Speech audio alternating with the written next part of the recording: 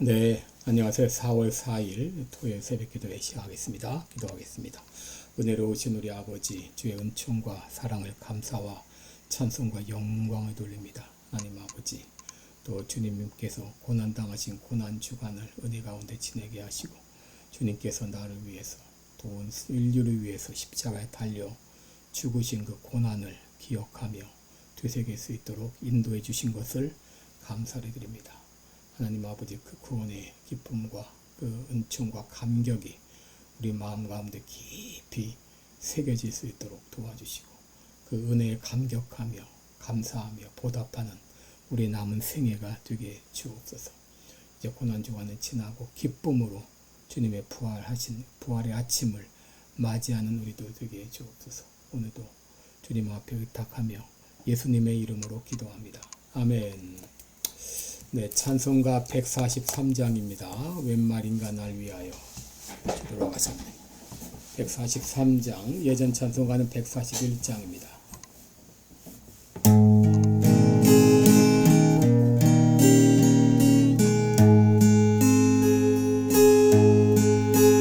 웬 말인가 날 위하여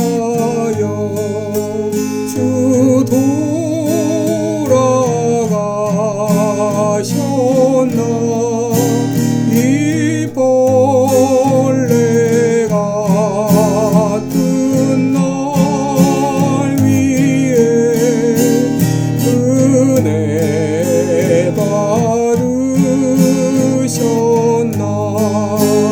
내 지은 죄 다 지시고 못 박히셨으니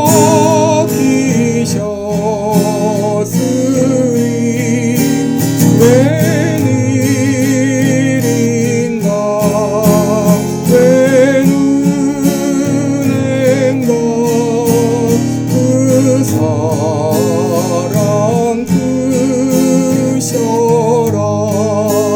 주 십자가 못 박힐 때 그 해도 비딜고 그 밝은 비하리어서 함께 되었네. 나 십자가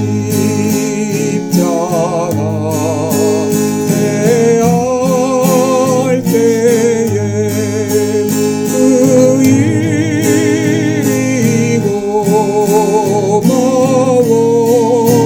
내 얼굴 감히 못 들고 눈물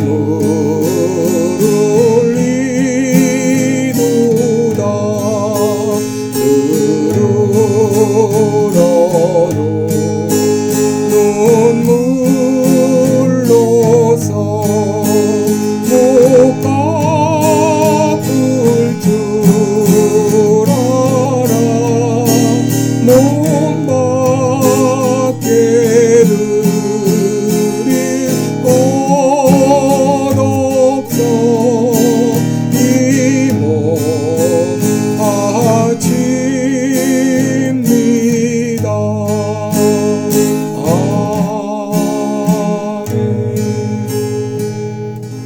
아멘. 네, 우리 오늘은 이제 고난주간의 마지막 날입니다.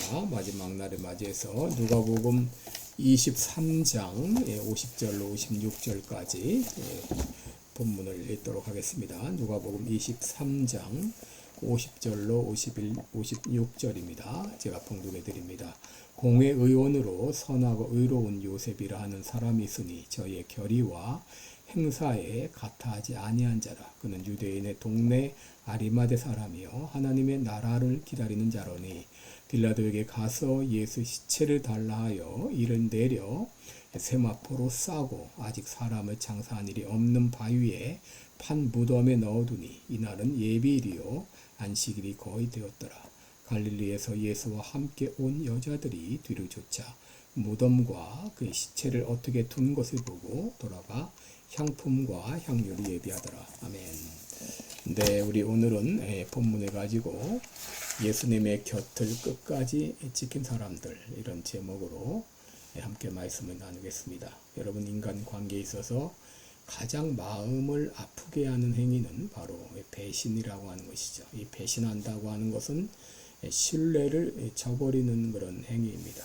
여러분, 믿는 도끼에 발등 찍힌다 이런 말도 있지만 믿었던 사람에게 배신을 당하는 일은 마음 아픈 일입니다.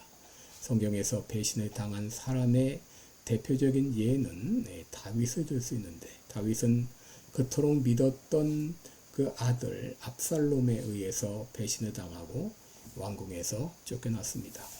여러분, 예수님도 역시 믿었던 사람들로부터 배신을 당했죠. 제자 가룟 유다에 의해서 은 30에 팔렸고, 또 수제자라고 불리던 베드로는 예수님을 모른다고 3번이나 그렇게 부인을 했습니다. 그리고 제자들은 예수님이 십자가 못 박힐 때 대부분 다 도망갔습니다. 그런데 여러분, 예수님이 십자가에 못 박혔음에도 불구하고 예수님 곁을 끝까지 지킨 사람들이 있었는데, 오늘은 그 내용을 함께 생각하면서 은혜를 나누겠습니다. 첫째로 참 예수님과 개인적인 관계를 맺었던 그런 평범한 사람들이 예수님의 곁을 지켰다는 것입니다. 이런 누가복음 23장 49절을 보면 예수의 아는 자들과 및 갈릴리로부터 따라온 여자들도 다 멀리 서서 이 일을 보니라 그랬습니다. 이들은 누구인가? 요한복음 19장 24절에 의하면 그 모친과 이모와 글로바의 아내 마리아와 막달라 마리아라 그랬습니다. 이들은 예수님의 공생의 기간 동안에도 늘 함께 했던 사람이고 많이 도왔던 사람들인데, 이들은 이제 예수님이 십자가에 달리시는 순간에도 그 곁을 지켰습니다. 여러분, 사실 그 당시 그들이 십자가 처형 현장에 있었다고 하는 것은 많은 위험이 따르는 일이었죠. 그럼에도 그들은 예수님의 처형 과정을 끝까지 지켜보았고 예수님의 장례 과정까지도 자세히 지켜보므로 후에 예수님의 부활을 증거하는 이 강력한 증인이 될 수 있었습니다. 둘째로 예수님의 곁을 끝까지 지킨 사람은 아리마대 요셉입니다. 이 아리마대 요셉은 유대 최고 의결기관인 산헤드린 공의회의 회원이었는데, 그가 예수님의 장례식에 참여했을 뿐 아니라 예수님을 위해서 자신의 개인 묘지까지 제공했습니다. 여러분, 아리마대 요셉이 어떤 사람입니까? 그는 유대 아리마대 출신입니다. 아리마대가 정확히 어디인지 알려지진 않았지만 전승에 따르면 아리마대는 사무엘의 고향인 라마다임 소빔이라고 그렇게 알려져 있는데, 여러분, 이 50절에 보면 그는 선하고 의로운 자라 그랬습니다. 그는 도덕적으로 청렴할 뿐 아니라 율법을 준수하는 사람이었고, 51절에 보면 저희의 결의와 행사에 같아하지 아니한 자라. 이 산헤드린 공의회의 결의에 맹목적으로 찬성하거나 반대하지 않았다는 그런 말이죠. 그리고 51절에 보면 그는 하나님의 나라를 기다리는 자라 그랬습니다. 하나님의 나라를 기다렸다는 것은 메시아를 기다렸다는 것이죠. 다시 말해 이 경건한 믿음의 사람이었다 할 수 있습니다. 그런데 그가 예수님이 십자가에 못 박혀 죽자 돌아가시자 친히 빌라도에게 가서 예수의 시신을 달라고 요청을 했습니다. 이것으로 인해서 이사야 53장 9절에 그 묘실이 부자와 함께 되었다는 그 예언이 이루어지게 됐죠. 그가 빌라도 총독에게 예수의 시신을 달라고 과감히 요청할 수 있었던 것은 그가 가지고 있던 사회적 지위와 영향력을 보여준다라고 말할 수 있습니다. 그리고 53절에 보면 이를 내려 세마포로 싸고 아직 사람을 장사한 일이 없는 바위에 판 무덤에 넣어두니라고 했습니다.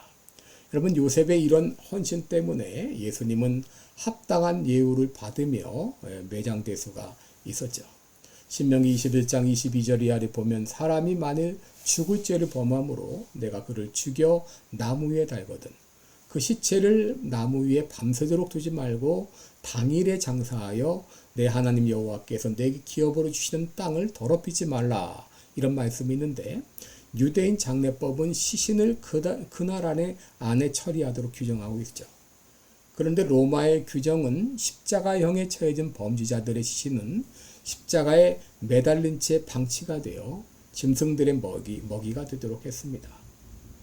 만약 여러분 예수님의 시신이 짐승들의 먹이가 되었다면 어떻게 되었을까요? 예수님의 부활을 증명하기 어려울 정도로 시신이 훼손되었을 것입니다. 그런데 아리마대 요셉이 빌라도에게 예수님의 시신을 달라고 요청해서 장례식을 치름으로 말미암아 예수님은 품위 있게 장례식을 치를 수가 있었죠. 53절에 보면 이를 내려 세마포로 싸고 아직 사람을 장사한 일이 없는 바위에 판 무덤에 넣어두니 그랬습니다. 이 장례식 세마포로 시신을 감싸는 것은 유대인의 관습인데 이것은 고인에 대한 존경과 정성을 상징했죠. 그리고 아직 사람을 장사한 일이 없는 바위에 판 무덤에 넣었다 그랬습니다. 이 무덤은 바위를 깎아 만든 것으로 1세기 유대의 부유층 사이에서 흔한 장묘 방식이었는데 이는 예수님의 시신이 훼손되지 않고 온전히 보존되도록 보장함으로 부활의 토대를 마련해 주는 것이죠. 이 아리마대 요셉은 자기 생명과 명예에 그리고 지위에 엄청난 위험이 따름에도 불구하고 예수님 곁에 끝까지 지켰습니다. 그런데 여러분 이 아리마대 요셉이 처음부터 이렇게 용기 있는 사람은 아니었습니다. 요한복음 19장 38절 보면은 그는 예수의 제자였지만 유대인들을 두려워하여 은유했다, 감추었다 그랬습니다. 그런데 그가 예수님이 십자가에 달리시는 모습을 보면서 결단했습니다. 이제 자신이 예수님의 제자인 것을 숨기지 않으리라. 당당히 드러내리라. 그래서 예수님이 죽으셨을 때 당당히 예수님의 시신을 달라고 요청했던 것이죠. 셋째로 예수님의 곁을 끝까지 지킨 사람 중에는 니고데모가 있었습니다. 요한복음 19장 39절에 보면 일찍 예수께 밤에 나왔던 니고데모도 몰약과 침향 섞은 것을 100근쯤 가지고 온지라 라고 말했습니다. 그럼 니고데모 역시 바리새인이자 유대인의 최고 의결기관 산헤드린 공의회 회원이었죠. 그런데 여러분 옛날에 요한복음 3장을 보면 어느 날 밤 예수님을 찾아가죠. 이 밤중에 예수님을 찾아갔다고 하는 것은 그의 신앙 여정의 모호함과 불확실성을 보여주는데 그가 예수님을 만난 후 변화된 것으로 보입니다. 어느 날 예수님의 인기가 높아지고 그러자 산헤드린 공의회는 예수님을 제거하기 위해서 의회를 소집해서 예수님을 맹렬하게 비난하는데 그때 니고데모는 요한복음 7장 51절을 보면 우리 율법은 사람의 말을 듣고 그 행한 것을 알기 전에 심판하느냐라고 말하면서 예수님을 변호했습니다.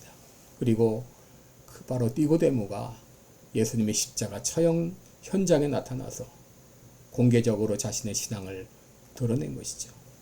이 니고데모는 예수님이 돌아가시자 몰약과 침향 섞은 것을 가져왔는데 여러분 이 몰약과 침향은 부패로 인한 악취를 제거하는 데 사용되던 아주 값비싼 향료였습니다. 그런데 그 몰약과 침향 섞은 것 100근을 가져왔다. 100근은 75파운드 정도 됩니다. 34kg. 이 정도의 양이면 보통 왕들의 장례식에나 볼 수 있는 양인데 이만큼을 가져왔습니다. 니고데모가 예수님을 얼마나 깊이 존경했는가 하는 것을 알게 되는 것이죠. 여러분 오늘날 시대를 가리켜 배신의 시대라 그렇게 말합니다. 배신을 하기도 하고 배신을 당하기도 합니다. 오늘날 세상은 곳곳에서 배신의 웃음소리가 비웃음소리가 들려오는 그런 세상입니다. 가룟 유다가 예수님을 배신했습니다. 그리고 신석주는 세종을 배신했죠. 그리고 김무성, 유승민은 박근혜를 배신하고 또 한동훈, 윤상현은 윤석열을 배신했습니다. 심지어 오늘날은 예수 믿다가도 예수님을 떠나는 경우가 많습니다. 예수님 때문에 복을 받고 은혜를 받은 사람이 나중에 예수님을 떠나는 경우가 얼마나 많습니까? 여러분 우리들은 배신해서는 안 되겠습니다. 믿음이 변해서는 안 되겠습니다. 끝까지 믿음을 지키고 충성해야 되겠습니다. 내 목에 칼이 들어온다 해도, 어떤 위험이 닥친다 해도, 내가 어떤 손해를 본다 해도 나를 위해 십자가에서 피 흘려 죽어주신 그 주님의 은혜를 기억하면서 끝까지 주님 곁에 머무르게 도와주옵소서. 이것이 늘 우리가 해야 하는 이 기도의 제목이 되어야 될 줄 믿습니다. 기도하겠습니다. 은혜로우신 우리 아버지, 예수님께서 이제 죽으시고 창사되어 무덤에 있는 그런 날입니다. 아버지, 예수님 십자가 달리실 때 많은 사람들이 예수님을 떠나갔습니다. 예수님을 배신했습니다. 그러나 끝까지 예수님 곁을 지켰던 사람들이 있었습니다. 평범한 사람들이, 혹은 또 니고데모가, 혹은 아리마대 요셉이 끝까지 예수님의 현장을 지켰습니다. 예수님의 은혜를 받은 우리들도 끝까지 충성하게 하시고, 어떤 고난, 어떤 위험, 어떤 협박이 온다 할지라도 예수님 곁을 지킬 수 있는 우리 모두가 되도록 도와주시옵소서. 예수님의 이름으로 기도드리옵나이다. 아멘. 네, 여러분 오늘도 복되고 오늘은 하루 되시기 바랍니다. 여러분들 사랑하고 축복합니다. 고맙습니다.